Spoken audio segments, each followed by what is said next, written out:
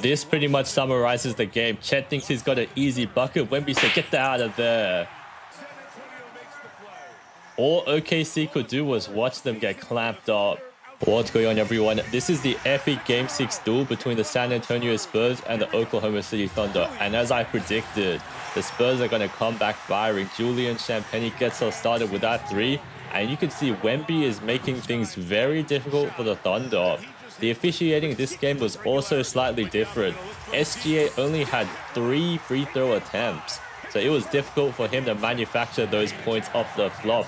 Oh yeah, Wemby said get that out of there. You can see coaches looking a little scared. Wemby's going to keep firing those shots. Come on now. He was sniping it up early on. You give him the space, he's going to make them pay. Castle, see that gravity from Wemby allows him to get wide open. Oh, crossing over. Come on now, spin around fader.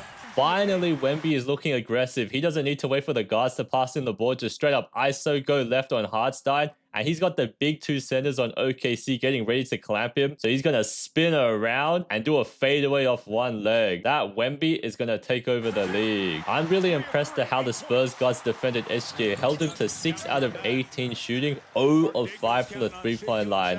Even when he tries to score threes, he's stepping on the line.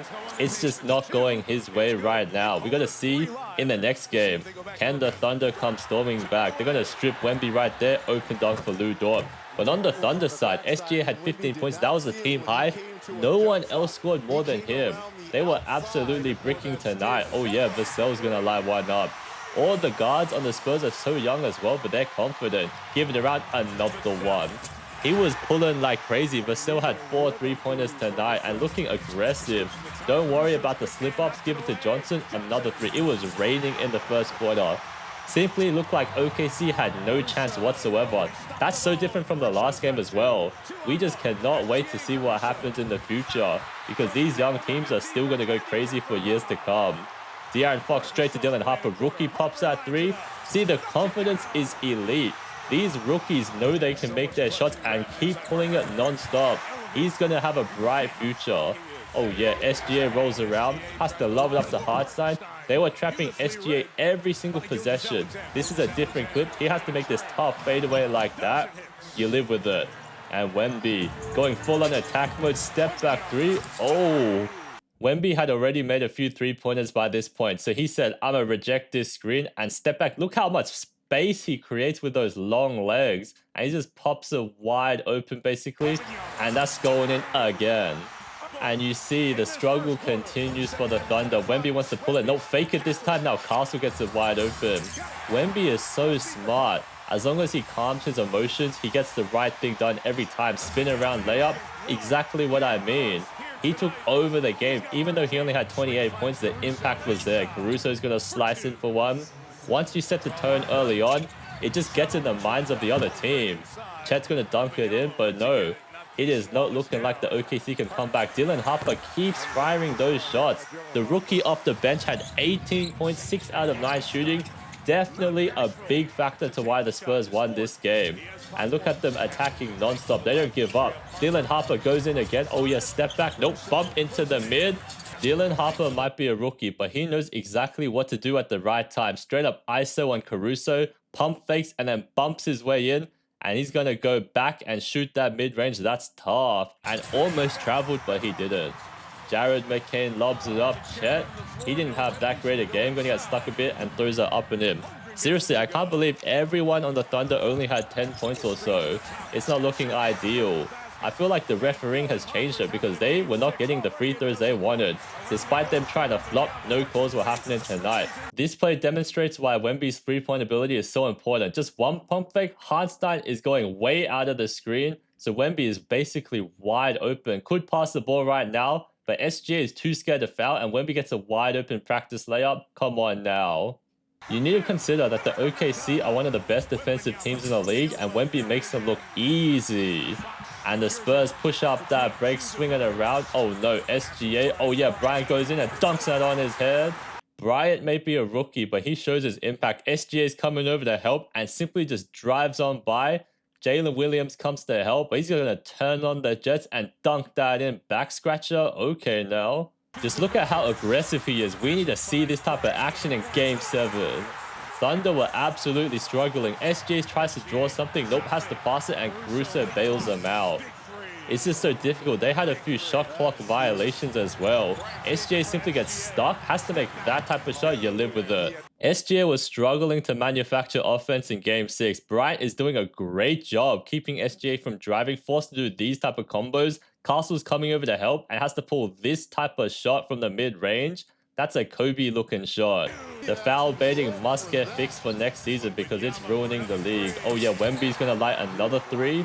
Seriously, if he's sniping like that, it's game over. That's why I believe if Wemby attacks like this next game, Spurs are winning it all this season. Simply unbelievable to watch when he plays like this. Puts it back in, looking like nobody was in front of him.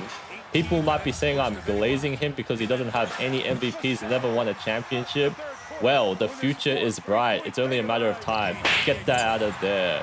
Champagny was doing things on both ends of the court. Seriously, the Spurs believe they can win, and that's exactly what they do. That's a goaltend right there, but we play on. Champagny's going to fire it. Nope, fakes it, and then goes straight at Chet again. Champagny's had a few opportunities against Chet. Last game, he fried him up. Oh yeah, Wemby pushed it up straight away. Who's he going to pass it to? Straight to Castle, and he's going to fire it around. Champagny open 3.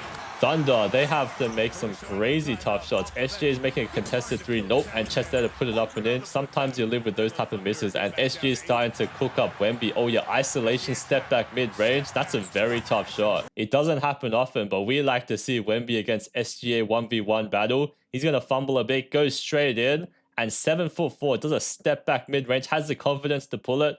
Maybe he knows he'll get fouled if Wemby's too close, and that's incredibly tough. Wemby even falls over after.